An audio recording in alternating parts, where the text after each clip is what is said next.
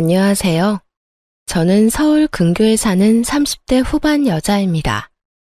저는 돈 5천만 원으로 유세란 유세는 다 부리는 남편놈과 시모에게 사이다 복수하고 이혼을 해버렸는데요. 서론이 길어봤자 지루하시기만 하실 테니 다 생략하고 바로 시작해 보겠습니다. 재미있게 들어주세요.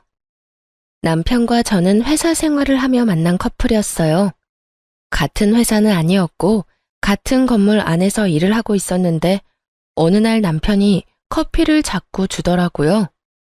일주일 동안 맛있게 드시라며 커피만 주던 남편은 일주일이 지나던 날 저에게 연락처를 물어왔고 전 남편이 꽤 마음에 들었던 터라 연락처를 알려주게 되었죠. 그렇게 밖에서 밥도 먹고 차도 마시는 등 데이트를 하다 연인 사이가 되었고 적당하게 연애를 하다 결혼까지 하게 되었습니다. 그저 행복하기만 했던 결혼 생활은 생각보다 짧았고 다른 환경에서 너무나도 다르게 살아왔던 저희는 다툼이 잦아졌어요. 여보, 밥 다 먹고 싱크대에 넣으라고 했잖아. 그냥 이렇게 두고 가면 누가 치워? 밥도 내가 차리고 설거지도 내가 하는데 당신 먹은 빈 그릇도 내가 치워야 해? 내가 당신 하녀야? 어떻게 이런 기본적인 것도 안 해? 진짜 깜빡했어. 치우면 되잖아. 그리고 좋은 말로 그릇 좀 치워. 이 한마디만 하면 안 돼? 입만 열었다 하면 애국가 1절부터 4절까지 할 태세로 잔소리를 해. 당신 때문에 내 귀가 멀게 생겼다고 하도 잔소리를 해대서. 잔소리가 듣기 싫으면 애초에 잔소리 들을 짓을 안 하면 되잖아. 나라고 잔소리하고 싶어서 하는 줄 알아? 듣는 사람보다 하는 사람이 더 피곤하고 괴로운 게 잔소리라고. 뭘 알지도 못하면서. 이것 봐. 또 말 길어지잖아. 오늘은 좀 그만해라. 이러다 진짜 귀에서 피날 지경이야. 나 피곤하다고. 이외에도 수도 없이 많은 부분이 부딪히기 시작했고 그 이유는 대부분 남편의 기본도 되지 않은 부분들이었어요. 양말 뒤집어 벗어놓기는 기본이었고 코앞에 빨래통을 두고도 옷을 벗는 족족 아무렇게나 벗어두기도 했어요. 또 쓰레기통에 음식물을 버리기도 했고 재활용통에 쓰레기를 버리기도 하더군요. 그럴 때마다 제가 무어라 하면 그 모든 말을 잔소리라고 하며 짜증만 내게 일쑤였고 다 알아서 한다며 회피형 대답만 하고선 정작 하지 않을 때가 더 많았죠. 피곤하다는 이유로 청소 한 번, 설거지 한 번을 하지 않는 남편을 보며 이러려고 결혼했나 회의감까지 들기 시작했어요. 가장 어이가 없고 화가 났던 것은 바로 집 유세를 부리는 것이었어요. 하물며 우리가 사는 집은 남편 혼자만의 힘으로 마련한 집도 아닌데 말이죠. 딱 5천만 원 더 낸 것으로 말끝마다 내 집 타령을 해대는 꼴이 참 기가 막히더군요. 역시 내 집이 최고야. 그렇지 않아? 아, 당신은 모르겠구나. 당신 명의로 된 집은 없으니까. 명의는 당신 명의라도 이 집 우리 반반 내서 마련한 거 잊었어? 왜 계속 그런 식으로 말해? 당신이 그러니까 나 기분 나쁘려고 해. 반반은 아니지. 우리 집 돈이 5천만 원 더 들어갔잖아. 조금이라도 더 많이 낸 사람 지분이 더 많은 게 당연한 거 아니야? 그러니 당연히 여긴 내 집이 맞잖아. 명의도 내 명의고 말이야. 그러니까 나한테 잘해. 자꾸 잔소리만 하면 집에서 쫓아내버린다. 잘났다 잘났어. 내가 말을 말지. 당신 편할 대로 생각해. 그렇게 생각해서 당신이 행복하다면 됐다 됐어. 초반엔 좋은 게 좋은 거라 넘겼지만 저런 일이 계속 반복되니 더는 농담으로도 들리지 않고 짜증이 확 나더라고요. 남편이 강조하는 5천만 원도 다 사연이 있었어요. 결혼을 할 당시에 모아둔 돈으로 집을 마련하기엔 턱없이 부족했던 저희는 대출을 내서 집을 마련하기로 했는데 그 사실을 양가 부모님께서 아시곤 도움을 주셨었죠. 친정에서 보태주신 돈 중 5천만 원 가량을 가전 가구를 포함한 결혼식에 필요한 비용으로 쓰게 된 것이었죠. 그래서 엄연히 말하자면 정확히 반반 결혼을 한 것이었어요. 그런 집이었지만 집을 마련할 당시 시모는 공동 명의가 아닌 남편 명의로 하라고 난리를 부려대더라고요. 아들, 명의는 당연히 네 명의로 하는 거지. 원래 집은 남자 명의로 하는 거야. 요즘 젊은 애들 공동 명의 타령들 해대는데 엄마는 절대 싫다. 네 명의로 해. 알겠지? 알겠어. 알겠다고. 당신도 괜찮지? 어? 괜찮아. 공동 명의보단 당신 명의로 하는 게 세금도 그렇고 여러모로 괜찮을 것 같네. 막무가내로 우겨대는 시모를 보며 황당하기도 했지만 그땐 이혼을 하게 될 거라곤 상상하지도 못했고 좋은 게 좋은 거란 생각을 하고 있던 터라 시모의 말에 따라 남편의 명의로 하게 되었죠. 세금 문제가 있기도 했고요. 대신 남편에게 신혼집은 엄연히 공동 명의이며 만약에 상황이 온다면 정확히 반반 나누기로 한다는 각서를 쓰게 했습니다. 하지만 남편 놈은 그깟 종이 쪼가리가 뭐가 대수냐고 생각하는 것인지 집 유세는 하늘 높은 줄 몰랐고 전 그런 남편을 보며 정이 뚝뚝 떨어지는 것을 느끼고 있었어요. 그것까지만 해도 내 발등 내가 찍었다며 결혼을 후회하고도 남을 텐데 시모까지 제 후회의 보탬이 되어주기 시작하더라고요. 시모는 우리 집을 제 집이라고 생각하는 것인지 틈만 나면 들락날락하며 사람을 괴롭히기 시작했어요. 그날도 시모는 연락 한 통 없이 집으로 들이닥쳤고 당연하다는 듯 저를 부려먹기 시작하더라고요. 어머님, 연락도 없이 무슨 일이세요?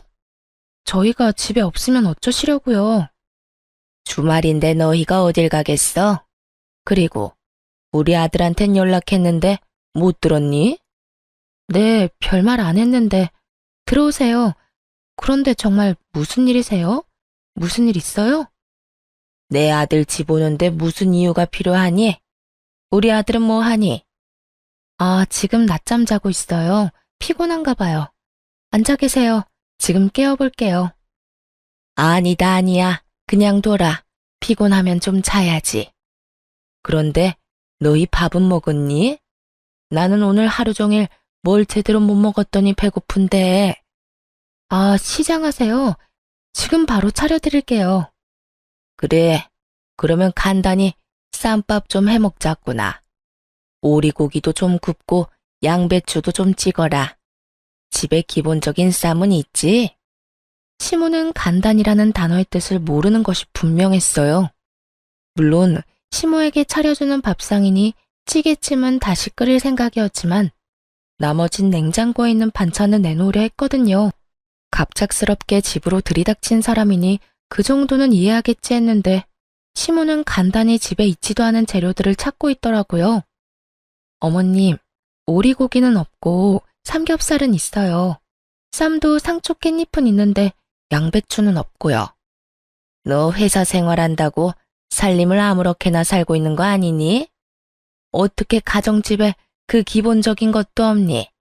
언제부터 그런 것들이 가정집에서 기본적으로 갖춰야 할 재료들이 된 것인지 알 수가 없더라고요. 그쯤 되니 시모는 그저 저에게 트집을 잡고 싶어 하는 것이 분명해 보였고 최대한 좋게 대하고 싶었던 제 마음이 깨끗이 사라지며 저 역시 지지 않고 시모 말에 대답했어요. 네, 저희 집엔 그런 찬들이 기본은 아니라서요. 그리고 어머님도 아시다시피 냉장고에 이것저것 쌓아두면 뭐 하나요? 신선도만 떨어지고 아차 하는 순간 상해서 버리기밖에 더 하겠어요? 일단 오늘은 그냥 드시고 다음에 연락하시고 오시면 오리고기 준비해 드릴게요. 아, 양배추도요. 그래, 너 잘났다.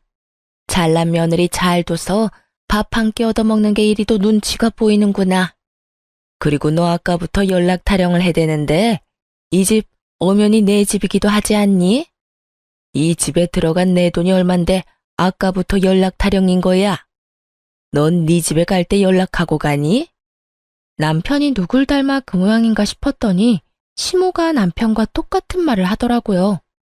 저는 이번에야말로 확실히 집어줘야겠다는 생각을 했고 시모를 똑바로 바라보며 이렇게 말했어요. 어머님, 이 집이 왜 어머님 집이에요?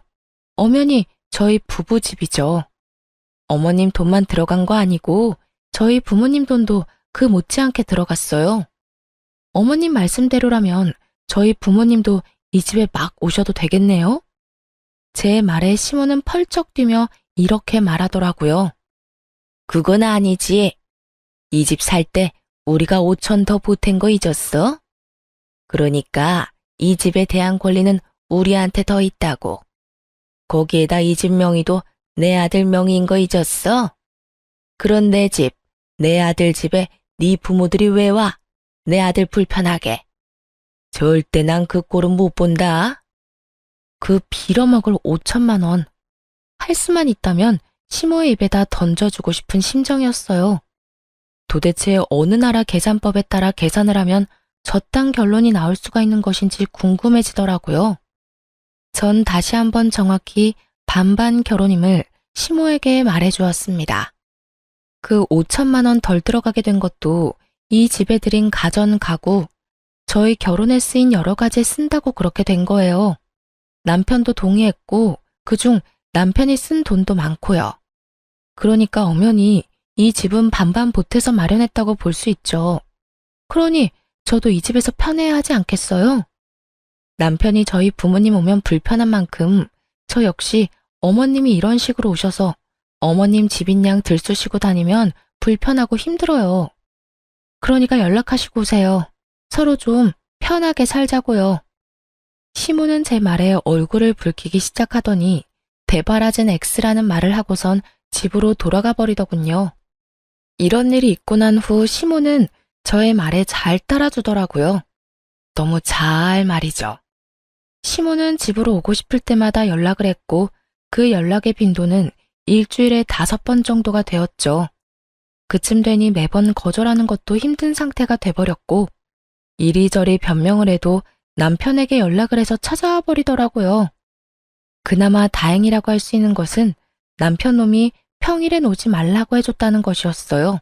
하지만 주말엔 온다는 시모를 막지 않았고 그렇게 부부간의 주말은 없는 것이나 마찬가지였습니다. 시모가 오는 주말은 쉬어도 쉬는 게 아니었어요.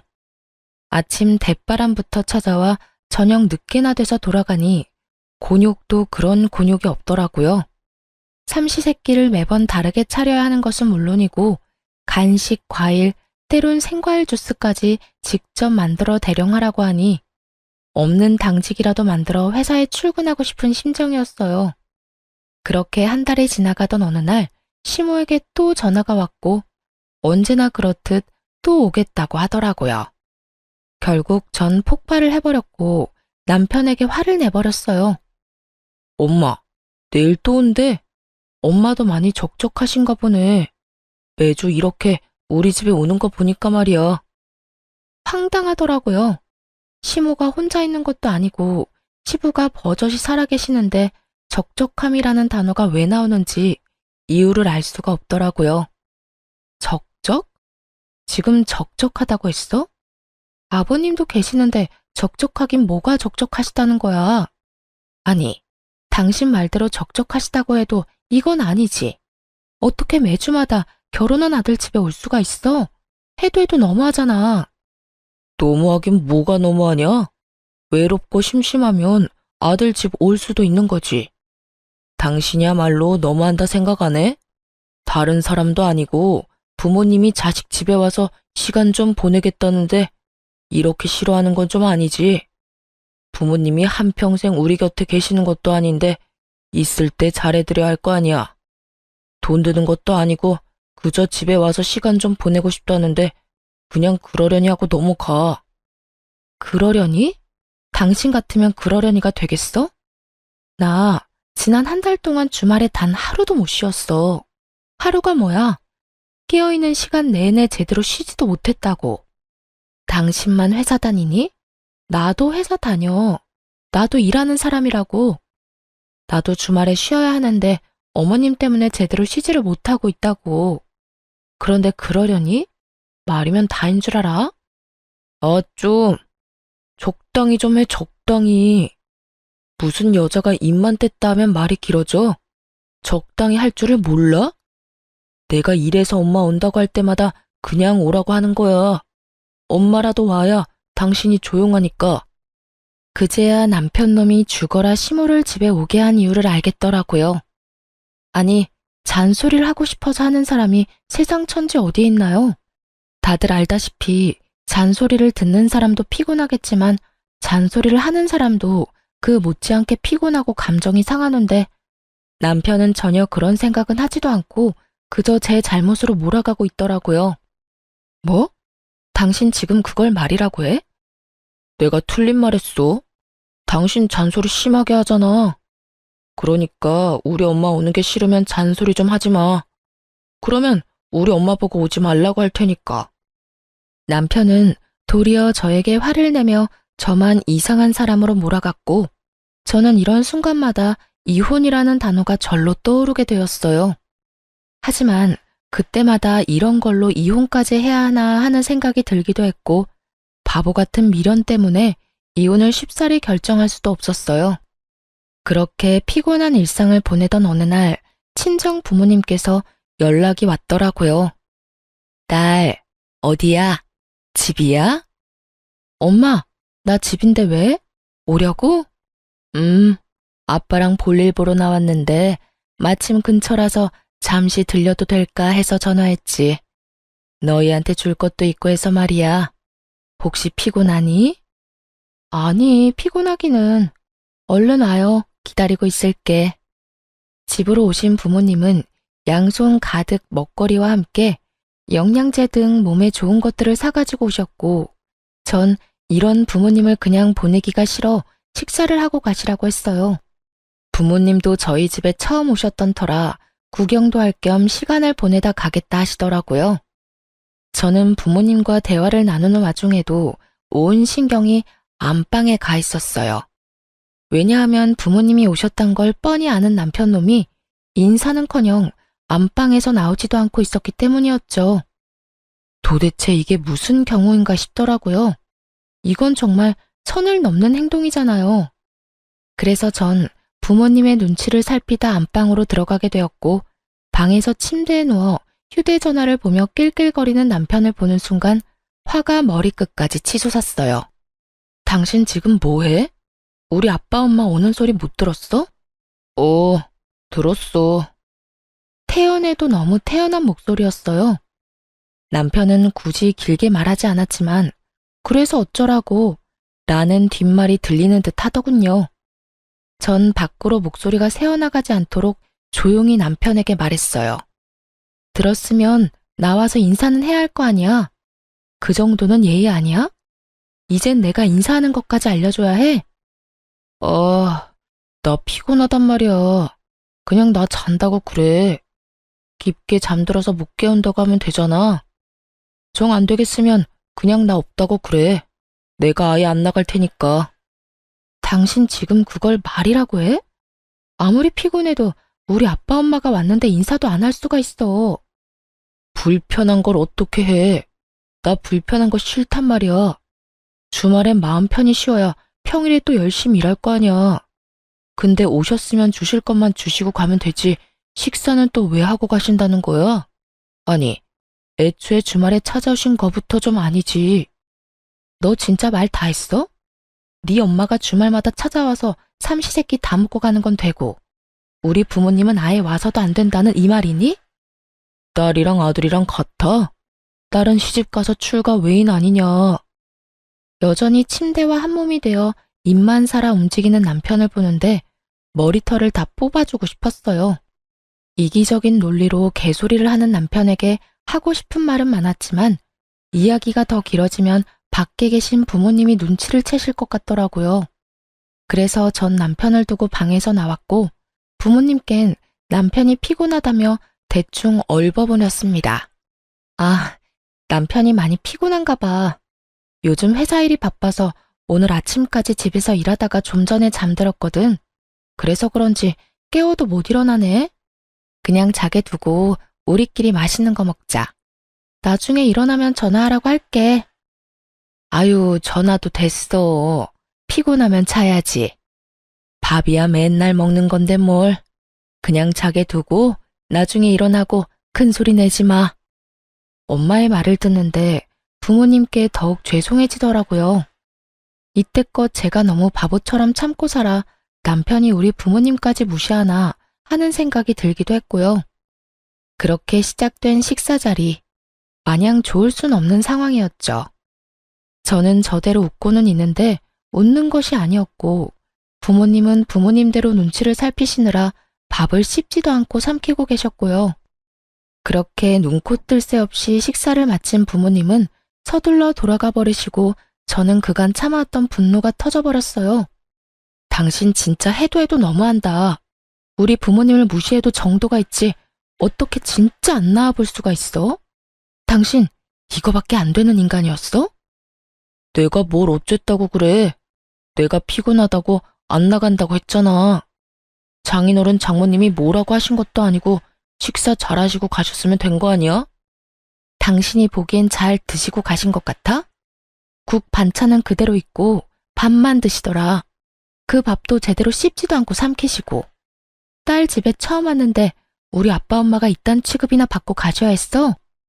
어쨌든 밥은 다 드셨네. 아예 쫄쫄 굶고 간 것도 아니잖아. 아 진짜 사람 피곤하게 좀 만들지 마. 뭘 잘한 게 있다고 화를 내는 남편 놈을 보며 저 역시 참지 않고 쏘아붙였어요. 내가 어머님 왔을 때 어떻게 했는지 기억 안 나? 나도 피곤하고 힘든데도 삼시세끼 다 해드리고 간식에 과일까지 다 대접해드렸어. 내가 한 만큼 해달라는 것도 아니었잖아. 그냥 나와서 인사하고 밥 한 끼 같이 먹자는 건데 그것도 힘들어? 힘들어. 솔직히 말해서 나 당신 부모님들이랑 마주보고 밥 먹는 거 불편하고 힘들어서 너무 싫다고. 그리고 내가 우리 엄마 왔을 때 그렇게 해달라고 했냐? 당신이 착한 며느리병 걸려서 알아서 다 한 거 아니야? 혼자 미움받기 싫어서 다 해놓고선 이제 와서 왜 나한테 이래? 그렇게 싫었으면 당신도 나처럼 아예 방에서 안 나오면 되는 거잖아. 사랑하는 남자의 부모님이기에 잘 대접하고 싶었던 저의 마음을 착한 며느리병이라고 하더군요. 그런 남편의 비수꽂는 말을 듣는데 제 마음속 무언가가 와장창 깨지는 느낌이 들었어요. 착한 며느리병? 당신 정말 그렇게 생각하고 있었어? 와, 진짜 내가 기가 차서 말이 안 나온다. 난 있잖아. 착한 며느리병도 아니고 칭찬받고자 한 일도 아니었어. 난 그저 내가 사랑하는 남편의 부모님이니까 내가 힘들고 지쳐도 할 수 있는 것까진 최선을 다해 대접해드리고 싶어서 그랬던 거라고. 그러니까 누가 그렇게 하라고 했어? 앞으로 하지 말라고. 그렇게 힘들고 지치는데 왜 해? 당신 바보야?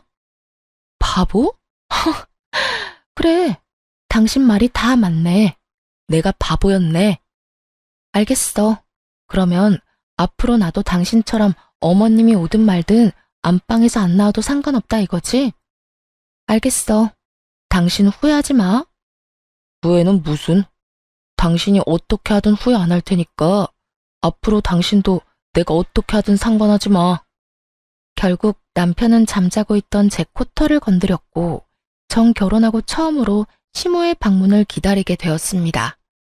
며칠 뒤 기다리고 기다리던 시모에게서 집으로 온다는 연락이 왔고 전 안방 열쇠와 먹거리를 챙겨 안방에 들어가 문을 잠가버렸어요. 네, 저는 남편이 권한 대로 그리고 남편이 제 부모님께 한 그대로 하기로 한 것이었죠. 여보, 엄마 왔어. 나와. 여보, 엄마 왔다니까. 뭐 하는 거야 도대체? 문이 왜 잠겨 있지? 여보, 여보, 여보! 남편은 밖에서 문을 두드리며 소리를 질러댔고 전 휴대전화로 보고 있던 동영상 소리를 최대치로 올려버렸어요. 이게 무슨 소리야? 쟤 지금 방에서 TV 보고 있니? 이게 감히 시어머니가 왔는데 이게 무슨 짓이야? 어디 버르장머리 없게 인사는커녕 얼굴도 안 내밀어. 저게 나를 무시해도 유분수지. 이게 뭐 하는 짓이야? 시모는 노발대발하며 갖은 험한 말들을 쏟아내고 있었고 남편 역시 자기가 한 짓은 기억나지도 않는 것인지 지치지도 않고 문을 두드리더군요. 그렇게 1시간쯤 지났을까요? 시모가 이를 바득바득 깔며 이렇게 말했어요. 내가 가만히 있을 줄 알아? 두고 봐 너. 시모가 돌아가는 소리가 들리고 문을 열고 거실로 나갔더니 남편놈이 씩씩거리며 저를 쏘아보더라고요. 당신 미쳤어? 이게 뭐 한 짓이야? 뭐 하는 짓이긴 다 당신한테 배우고 당신이 시킨 대로 하는 짓이지. 뭐? 당신이 그랬잖아. 다음에 어머님 오시면 나한테도 안방에서 나오지 말라며. 당신 시킨 대로 한 것뿐인데 왜 화를 내? 그 말을 곧이 곧대로 믿는 사람이 어디 있어? 그냥 한 말이잖아. 그냥 당신 잔소리 듣기 싫어서 아무렇게나 나오는 대로 한 아무 의미 없는 말. 당신한텐 아무 의미 없는 말일지 몰라도 나한테는 아니었어. 그러게 말을 할 땐 생각을 좀 하고 말을 하지 그랬어. 아, 그리고 어머님껜 당신이 잘 말해줘. 나 회사 일로 너무 피곤해서 휴대전화로 TV 보다가 깊게 잠들어서 몰랐다고 말이야. 아니다. 그렇게 문을 두드리고 고함을 질러대는데 너무 말이 안 되나? 그냥 문 따고 들어가니까 기절해 있었다고 그래. 그래서 병원 다녀왔다고 하면 되겠네. 하여튼 좀 부탁할게. 남편은 자기가 한 짓이 그제야 생각나는지 아무 말도 하지 못하고 그저 저를 계속해서 쏘아보더라고요. 그렇게 쏘아보기만 하던 남편놈은 그나마 생각이란 건 있었는지 시모에게 연락을 해 제가 시킨 대로 알고 보니 제가 잠시 혼절해 병원에 다녀왔다고 거짓말을 했고 시모는 믿는 듯 넘어가더군요. 아무래도 아들이 그렇게 말을 하니 의심쩍긴 하지만 믿고 넘어가는 듯 했어요.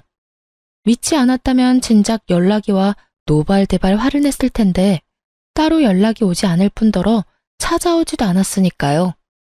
그렇게 남편과의 신경전이 계속되며 이혼이 가까워지던 어느 날, 한동안 잠잠했던 시모에게서 연락이 왔더라고요. 예, 회사니? 네, 회사예요. 바쁠 테니 본론만 말아마. 집 비밀번호 뭐니? 네? 비밀번호요? 그건 왜요? 왜긴 왜야. 집에 들어가려고 그러지. 그러니까 주인도 없는 집에 왜 들어가시려고 하냐고요. 다름이 아니라 우리 장남이 이혼을 했다지 뭐냐. 아직 네 시아버지는 몰라서 잠시 거기서 지내야 하겠다. 산 넘어 산인 상황이었어요. 힘들게 시모를 못 오게 했더니 이젠 아예 시숙이 와서 살겠다고 하니 산 넘어 산이 아니겠어요? 가족끼리 어려우면 도울 수도 있다고들 하시는데 저 역시 그렇게 생각합니다. 그런데 저딴 시댁 식구를 가족이라고 할 수 있는 것인지 의문인 상황에서 시숙까지 데리고 살아야 한다는 건 말도 안 되는 소리일 뿐더러 절대 용납해서도 안 될 일이었죠. 아무리 상황이 그렇다고 해도 그건 아니죠. 제가 왜 아주버님까지 데리고 살아야 해요? 그것도 저희 집에서요. 얘가 아직도 이러네. 그 집은 네 집이 아니라 내 집, 우리 아들 집이라니까. 그러니까 내 아들이 거기서 지내는 건 어찌 보면 당연한 일 아니니? 그러니까 계속 같은 말 시키지 말고 얼른 비밀번호부터 말하거라. 어머님이야말로 말도 안 되는 소리 좀 그만하세요. 어찌되었든 전 비밀번호는 절대 못 알려드리니 그런 줄 아시라고요. 됐다. 내 아들한테 물으면 그만이지. 끊어라.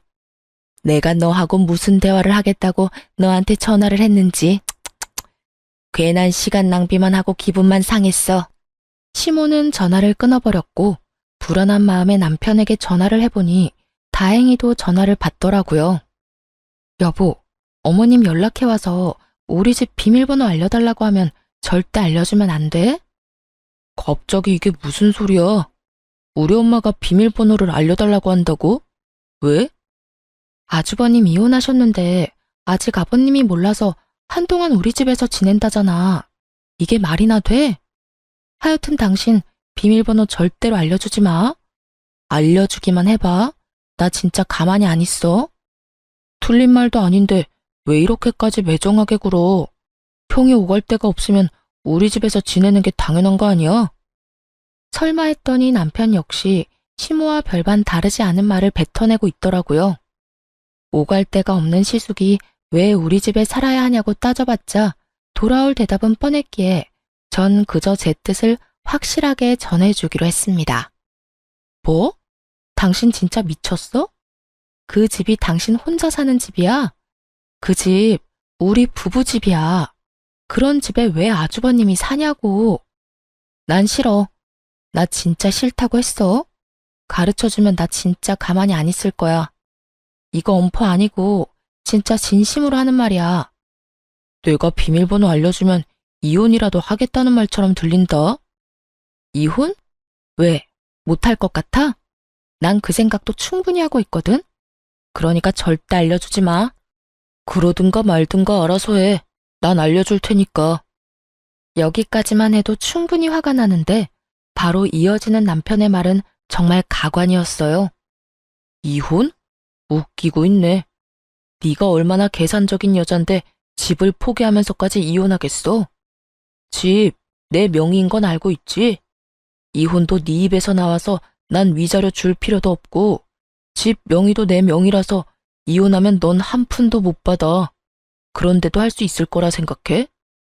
정말 남편은 저에 대해서 뭘 몰라도 한참 모른다는 생각이 들더라고요. 그 순간 전 비로소 이혼을 결심하게 되었고 마음 준비를 끝내고 집으로 갔습니다. 집에는 예상대로 남편 시숙 시모가 웃으며 TV를 보고 있었고 저를 본 시모는 숨쉬듯 자연스럽게 밥을 하라고 하더군요. 저는 무건수행을 하듯 아무 말도 하지 않은 채 밥을 차렸고 그런 저를 보며 시모는 제가 들으라는 양 큰 소리로 이렇게 말을 하더라고요. 진작 저렇게 고분고분하게 굴었으면 얼마나 좋았을 거야. 구박은 구박대로 받고 일은 일대로 하고 다 자기가 이 사태를 만든 거지 뭐. 하여튼 저리 현명하지 못하니 저 고생을 하는 거 아니겠어? 저래서 회사는 어떻게 다니나 몰라. 시모의 말에 시숙과 남편은 깔깔거리며 웃어댔지만 전 그러거나 말거나 상을 차렸어요. 밥상이 다 차려진 것을 본 세 사람은 누가 먼저라고 할 것도 없이 자리에 앉았고 제가 만든 국과 밥을 먹은 세 사람은 동시에 고함을 질러대기 시작했어요. 이게 무슨 맛이야? 당신 요리하면서 간 안 봤어? 맵고 짜고 이게 다 뭐야? 도저히 먹을 수가 없잖아. 그러게요, 재수씨. 이건 도저히 못 먹겠는데요. 이건 음식이 아니라 테러에 가까워요. 넌 진짜 제대로 하는 게 뭐니? 내 아들한테 이때까지 이딴 음식 해 먹인 거니? 마음보가 고약하면 음식이라도 잘해야지. 뭐 하나 내세울 것도 없으면서 대체 뭘 믿고 시집을 온 건지. 내가 요즘 너만 보면 한숨이 나온다. 그래요. 저는 그들을 위한 마지막 만찬으로 소태밥, 청양고추국, 간장을 들이부은 반찬을 만들어 상을 차렸던 것이었어요. 제발 이거라도 먹고 정신 차리란 뜻이었죠. 세 사람은 저에게 짜증을 내고 있었고 전 숟가락을 신경질적으로 내려놓으며 이렇게 말했습니다. 저라고 뭐 다르겠어요? 어머님은 한숨만 나오겠지만 저는 어머님 보면 화병이 날 것 같다고요. 그리고 이 음식들이 마음에 안 들어도 다 드세요. 마지막 만찬이라 특별히 신경 쓴 거라고요. 마지막 만찬이라니 너 그게 무슨 말이냐? 뭐 무슨 이혼이라도 하겠다는 말이야? 네, 저 이혼하려고요. 그러니 이혼한 두 아들 끌어안고 잘 사세요. 행복하게 잘. 자극적인 음식에 물만 벌컥벌컥 마셔대던 남편놈은 제 입에서 이혼 소리가 나오자 물잔을 내려놓고선 저에게 따져묻기 시작했어요. 당신 진짜 왜 그래? 아까 내 말 다 듣고도 이혼하겠다는 말이 나와? 당신 나하고 이혼하면 땡전 한 푼 없이 쫓겨나는 거랑 마찬가지라고. 그래도 나랑 이혼하겠다는 말이 나와? 그건 네 생각이고 설사 한 푼 못 받는다 해도 난 너랑 이혼할 거야. 더는 너 같은 인간이랑 살고 싶지도 않아. 뭐? 너 같은 인간? 당신 진짜 말 가려가면서 못해? 여기 우리 엄마도 계신 거 몰라? 그렇게 어른 공경할 줄 아는 놈이 우리 부모님 왔을 땐 그따위로 행동했어? 말 가릴 줄 아는 놈이 나한테는 그따위로 말했냐고. 다 네가 하는 대로 돌려받는 줄 알아. 남편은 지은 죄가 있으니 입을 닫아버렸고 시모는 남편이 저에게 밀린다 싶으니 나서기 시작했어요. 아들, 됐다. 그냥 이참에 이혼해버려. 들었지? 당신 엄마도 이혼하라고 하잖아. 그러니까 구질구질하게 굴지 말고 이혼 좀 하자. 너 지금 구질구질이라고 했니?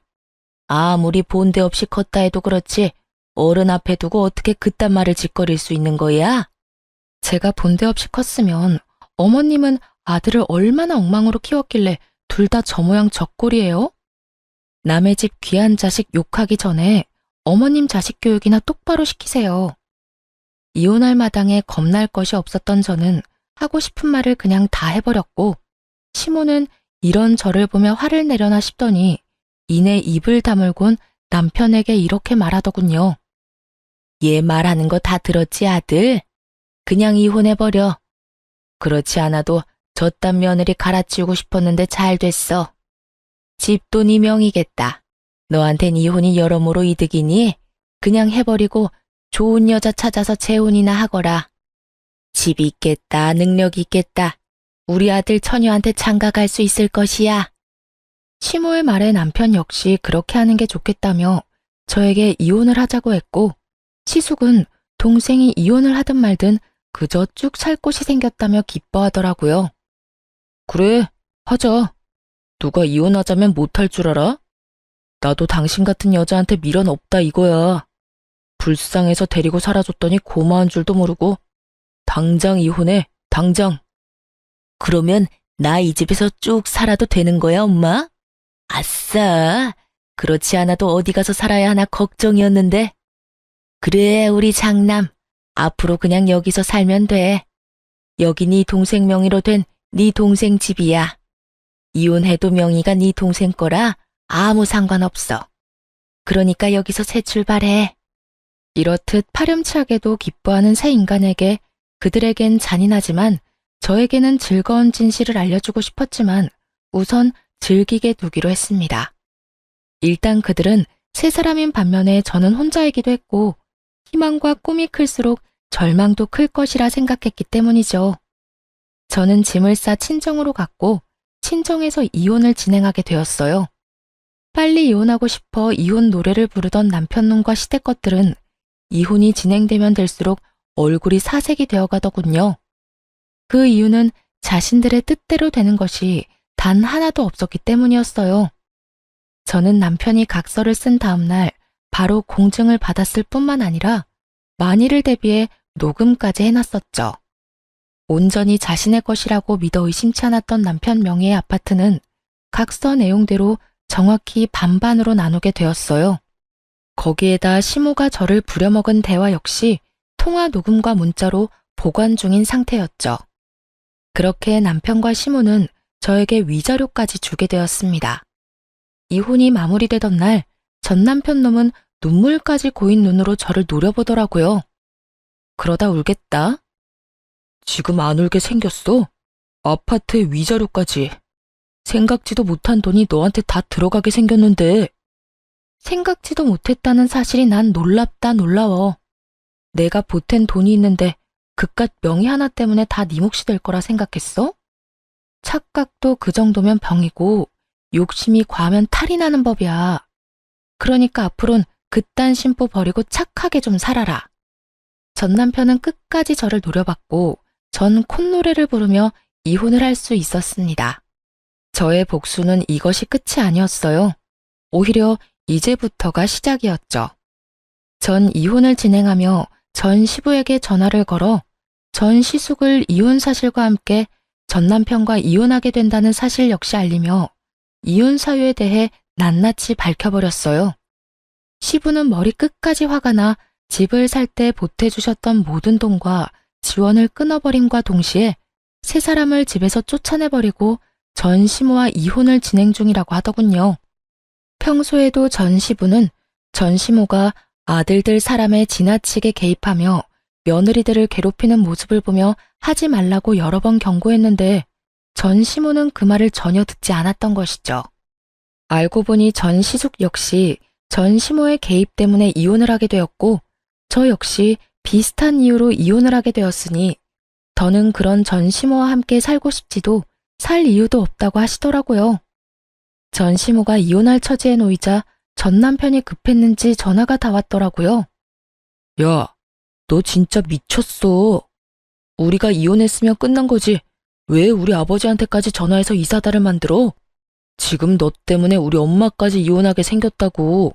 어떻게 책임질 거야? 그렇지 않아도 아버님께서 그러시더라. 집에서도 쫓겨났다며? 어떡하니? 셋 다 돈도 없을 텐데 집에서도 쫓겨났으니 이제 오갈 데 없는 거지꼴이겠네. 너 지금 말 다 했어? 왜? 내가 틀린 말 했어? 맞잖아. 오갈 데도 없는데 돈도 없으면 그게 거지지. 거지가 뭐 별건가? 나한테 이럴 시간에 저렴한 월세방이라도 찾아봐. 나이 지긋한 네 엄마하고 이혼한 네 형이랑 언제까지 밖에서 살 수는 없을 거 아니야. 이게 다 누구 때문인데 네가 감히 그딴 말을 해. 네가 우리 아버지한테 다 이르지만 않았어도 우리 신세가 이렇게까지 처량해질 일도 없었거든. 야, 입은 삐뚤어졌어도 말은 좀 바로 하자. 일이 이렇게 된 건 너랑 네 엄마 때문이야. 네 형도 한몫하기도 했고. 잘못은 너랑 네 가족이 다 해놓고 왜 애먼 사람 잡고 난리야? 하긴 지금까지 이 모양 이 꼴이니 아버님이 자식까지 다 내쫓아버렸겠지. 안 봐도 뻔하다. 야, 난 더는 너 같은 인간이랑 말씨름하고 싶지도 않거든? 그러니까 전화 끊어. 차단할 거니까 다신 연락도 하지 말고. 오고 가다 마주쳐도 아는 척도 하지 말자 제발. 저는 전화를 끊고 차단을 해버렸습니다. 그 후 전 남편과 전 시모, 전 시숙은 단칸방을 얻어 들어갔다고 하더라고요. 이혼한 전 시모와 이혼한 아들 둘이 한 집에서 오손도손 잘 살아가는 꼴이 참 볼만하다 싶었네요. 이혼을 하고 난 후 친한 회사 동료들은 저에게 이혼 사유를 물어왔고 전 숨기지 않고 모든 사실을 말해주었어요. 제가 잘못한 것도 아니었기에 굳이 숨기고 싶지도 않더라고요. 소문은 빠르게 퍼져나갔고 결국 사람들의 손가락질을 버티지 못한 전 남편은 사표를 쓰고 회사를 그만두게 되었다는 이야기가 들려왔어요. 이젠 회사까지 그만두면 다신 볼 일이 없을 거라 생각했는데 회사를 그만두는 날 전 남편이 저를 찾아왔더라고요. 야, 너 진짜 이렇게까지 해야 했어? 내가 뭘? 네가 소문냈잖아. 우리가 왜 이혼하게 됐는지. 아름다운 이별 몰라? 끝까지 이렇게 더럽고 치사하게 굴어야겠어? 아름다운 이별 같은 소리 한다. 너는 아름다운 이별이 하고 싶어서 아파트 혼자 다 가지려고 했어? 그것도 너 혼자 산 집도 아니고 반반 보태서 마련한 집을? 양심이 없어도 적당히 없어야지. 다 네가 지은 죄값, 네가 다 받는 거라고 생각해. 그리고 소문 중에 틀린 말도 없었잖아. 안 그래? 틀린 말은 없었어도 그렇게까지 다 말할 필요는 없었잖아. 그냥 성격 차이라고 해줄 순 없었어? 그래도 우리가 살았던 정이 있는 건데 이렇게까지 나를 끝까지 몰고 가야만 했었냐고. 난 그저 묻길래 있는 사실 그대로 말해준 것뿐이야. 그리고 소문이야 어떻듯 당신 당당했잖아. 당신은 이혼하는 그 순간까지 나한테 잘못한 거 없다고 했던 사람이야. 그런 사람이 이제 와서 사람들이 욕하고 손가락질하니까 부끄럽긴 한가 보다. 잘못된 행동이란 걸 느끼기는 하는가 봐. 아니거든. 난 여전히 내가 잘못했다고 안 생각하거든. 그래? 그렇게 생각해서 당신 마음이 편하다면 그렇게 생각해. 이젠 난 당신이 어떻게 생각하든 아무 상관도 없는 사람이니까. 그러면 난 바빠서 이만 가볼게. 이젠 다신 마주치지 말자. 돌아서는 제 뒤로 남편의 험한 말들이 들려왔고 전 머리 위로 가운데 손가락을 보여주며 대답을 대신했습니다. 그 한 방에 제 모든 울분이 날아가는 기분이 들더군요. 그 후 전 남편을 포함해 전 시댁 식구들의 소식은 들을 수 없었으나 어떻게 지낼지는 뻔했기에 굳이 알고 싶지도 않았어요. 그렇게 전 다시 화려한 싱글이 되었고 시간은 빠르게 흘러 이혼을 한 지 3년이 되었네요. 전 여전히 회사 생활을 하며 잘 지내고 있습니다. 요즘엔 여러 모임에 참석해 사람들과 즐거운 시간을 보내며 이혼의 아픔을 점점 잊어가고 있는 중입니다.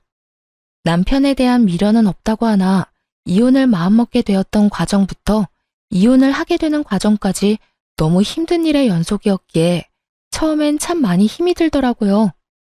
멍청하게도 그 모든 게 제 탓인 것만 같은 순간들이 있기도 했고 후회스러운 날들이 있기도 했어요.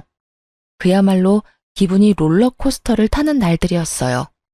하지만 그런 날들은 길지 않았고 전 이제 그런 못난 생각들을 더는 하지 않습니다. 저의 잘못이 전혀 없었다고는 생각하지 않지만 언제나 원인은 전 남편이었고 나름대로 문제를 해결하기 위해 노력해왔다고 생각하니까요. 그래서 이젠 후회도 하지 않고 모든 걸 훌훌 털어내고 제 삶을 위해 살아가고 있어요. 요즘처럼 제 삶에 만족하며 지냈던 적이 없었던 것 같아요. 매 순간 매 시간이 소중하게 느껴지기도 하고 가끔씩 찾아오는 적막을 오롯이 즐기며 지내기도 하고요. 요즘엔 이혼이 내가 한 결정 중에 가장 잘한 결정이라고 느낄 만큼 행복하게 잘 살고 있어요. 혹시 사연을 듣고 계신 분들 중에 저처럼 남편과 시댁 때문에 이혼을 고민하고 있는 분이 계시다면 이런 말을 해드리고 싶어요. 이혼 쉬운 결정이 아닌 것은 분명합니다. 저 역시도 그런 말도 안 되는 상황에서도 꽤 긴 시간 이혼에 대해 고민했고 쉽사리 결정하지 못했던 것이 사실이니까요. 그런데 돌이켜보니 그 모든 순간들이 결코 저를 위한 시간들이 아니었더라고요. 그 시간들은 제 영혼을 갉아먹는 시간들이었고 그 모든 순간이 그저 괴롭기만 한 지금은 떠올리기도 싫은 나쁜 기억일 뿐이었어요. 그러니 여러분, 자신을 괴롭히지 말고 현명한 선택, 옳은 선택할 수 있길 제가 응원하겠습니다. 여러분도 제 행복을 위해 응원해 주실 거죠? 저는 이만 물러가 보겠습니다. 긴 시간 들어주셔서 감사합니다.